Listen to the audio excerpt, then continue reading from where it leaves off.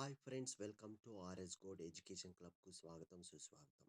ఈరోజు మనము ఈ వీడియోలో ఒక కాన్సెప్ట్ మీకు చెప్పబోతున్నాను. ఏం చెయ్యాలి, ఏం చేయకూడదు, ఇంగ్లీష్లో ఎలా చెప్పాలి, ఏమి మాట్లాడాలో ఏం మాట్లాడకూడదో ఎలా చెప్పాలి, ఈ సూత్రం ద్వారా మనము ఈజీగా చెప్పవచ్చును. ఇక్కడ చూడండి, ఎలా ఉపయోగించాలి. వాట్ టు ప్లస్ వర్బ్ 1, నెగిటివ్లో అయితే what not to plus verb 2 పెంచాలి. ఇక్కడ 4 ఎగ్జాంపుల్స్ మీకు ఇవ్వబడ్డాయి. I don't know what to do and what not to do అంటే నాకేం చేయాలి, ఏం చేయకూడదో తెలియడం లేదు.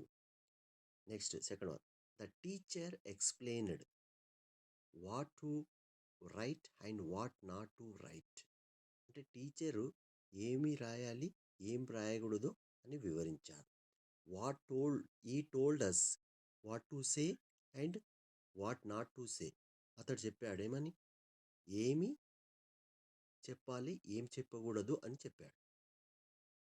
Fourth one, he told us what to say and what not to say అంటే అతను చెప్పాడు ఏమని, ఏం చెప్పాలి, ఏం చెప్పకూడదు అని చెప్పారు.